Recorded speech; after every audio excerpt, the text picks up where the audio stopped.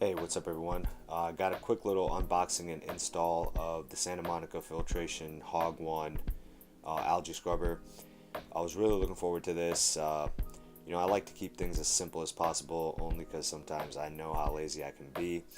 And this type of algae scrubber is great because it's small, it hangs on the glass, I can drop it in, I don't need pumps, I don't need to set up a refugium, I can still have natural filtration. Now there's a lot of benefits to this, and I'm sure we'll go over those as this thing gets on the tank and starts growing some algae. But until then, let's get into this box. The instructions that they sent with were really nice. A lot of info. Not gonna need Google. This thing is really straightforward as is. There's a wet side and a dry side. Probably the easiest install I think I've ever done of anything on the tank. That could have the type of benefits that some of the people are seeing using these scrubbers.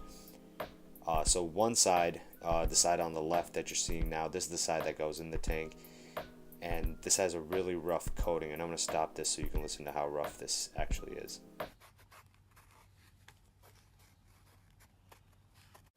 So, pretty nice rough surface, a lot of area for, algae to eventually grow on and hang on to and stick to. But coming over here, the top, this is where the hose, actually the air pump, where the air is going to come down through there and rise up through there, filter against this rough surface, and then, exit through the top.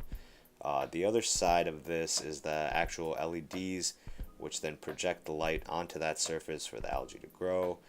Now these things are actually really bright. I was really surprised how much power these two tiny little things were putting out. So besides the instructions, they sent this little syringe to clean out your airline tubing, which is cool, and they also sent a little cloth, to put over your LEDs for the first couple weeks while you start to grow algae.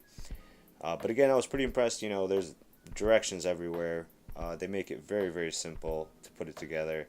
It's already simple enough as it is, but this is a nice little touch. Alright guys, moving on to the install. On my Red Sea Reefer 250, I put this in the very first chamber where all the water is draining down into the sump.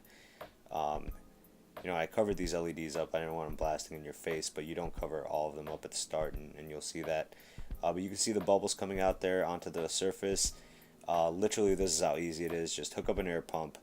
Now you can see I tilted it there just to get the bubbles to rise through the middle. You could leave it upright too, and the bubbles will, make their way around. I just tilted it to get a nice little stream of bubbles down the middle. Again, very easy to do. Just hook up your air pump, take this cloth, and cover up, half your LEDs for the start because the surface is very bright because there's no growth on it whatsoever. So this just kind of dims the LEDs a little bit. But once they're covered, the two sides attach pretty easily. If you do have a thinner sump or tank that you're putting this on, be a little bit more careful than I was there. But really it was that easy. The pump is up and running, the lights are on, they're halfway covered, and this was the main reason that I was really happy for this, is because it's very low profile. It barely takes up any room in that first chamber of my sump, as well as barely takes up any room on the outside. So this leaves plenty of room for my auto top-off container within the cabinet.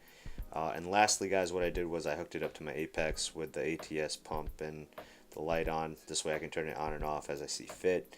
But overall, very happy, super easy install. Really looking forward to seeing what this thing does, how it grows algae, and we'll definitely be touching it on in reef updates to come. Guys, if you have any questions, drop them in the comments below, but thank you again for watching, and I'll catch you next time.